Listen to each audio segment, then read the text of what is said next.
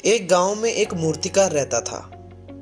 वह मूर्तिकार बहुत ही अच्छी मूर्तियां बनाता था। मूर्तिकार की शादी हुई। उसको एक बेटा हुआ। बाप को देखते देखते बेटे ने भी मूर्तियां बनाना शुरू कर दिया। वो जब भी बेटा मूर्ति बनाता तो बाप उसमें थोड़ी बहुत कमियां निकाल देता। हालांकि वो बहुत खुश भी होता कि मेरा बेटा मूर्तिकार ही बन रहा है। जब बेटे की गलतियां निकलती थीं तो बेटा बिना किसी बात के उन गलतियों को एक्सेप्ट करके नेक्स्ट टाइम और अच्छा करता। तो एक टाइम ऐसा भी आया कि बेटे की जो मूर्तियां थी वो मार्केट में ज़्यादा बिकने लगी। लोग बेटे की मूर्तियां ज़्यादा पसंद करने लगे। हालांकि जो बाप की मूर्तियां थी वो उसी दाम पे बिकती रही। लेकिन जब भी वो बेटा एक नई मूर्ति बनाता तो बाप कहीं ना कहीं गलती निकाल ही देता। एक बार तो उसने बहुत ही अच्छी मूर्ति बनाई और उसकी कीमत मार्केट में बहुत ज़्यादा बनी। तब भी बाप ने उस मूर्ति में कहीं ना कहीं कमी निकाल दी। बेटे ने फिर भी गलती मान के नेक्स्ट टाइम और अच्छी मूर्ति बनाने का सोचा। एक टाइम ऐसा आ गया कि जब वो मूर्तिकार का बेटा इतना फेमस हो गया, पूरी सिटी में फेमस हो गया, तब भी उसने जब मूर्तियां बनाता तो बाप उसमें कमियां निकाल देता और आगे बेहतर करने की प्रेरणा देता। लेकिन इस बार मूर्तिकार के बेटे का जो साहस था वो डगमगा गया।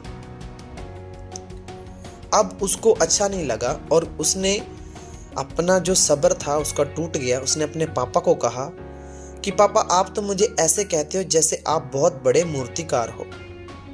अगर ऐसा है तो आपकी मूर्तियां क्यों कम पैसों में बिकती हैं, मेरी क्यों ज़्यादा बिकने लग गई हैं? पापा, मुझे नहीं लगता कि मुझे अब आपके सलाह की ज़रूरत है। तब बाप ने बेटे को सलाह देना छोड़ दिया। अब 1-2 महीने तो वो लड़का खुश रहा। उसके बाद उसकी मार्केट में जो मूर्तियों की वैल्यू थी वो बहुत कम पड़ने लगी।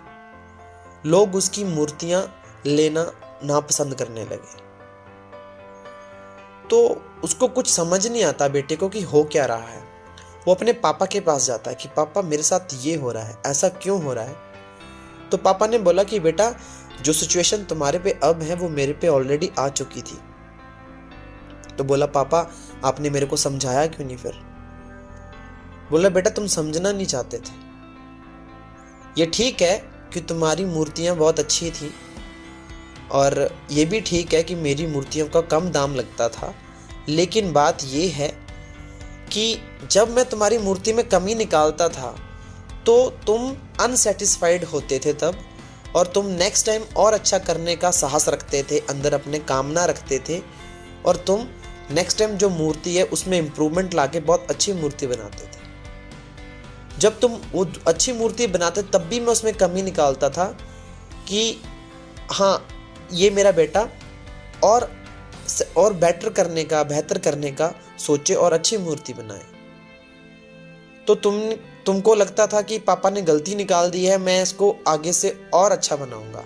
वो जो तुम्हारे और अच्छा बनाने की जो एक वैल्यू थी, एक क्वालिटी थी तुम में, वो तुम्हारी हर मूर्ति को बहुत अच्छा बनाती थी और उसकी मार्केट में डिमांड पड़ती थी। लोग तुम्हारी हर मूर्ति में बेहतरीन तरीका ढूंढते थे।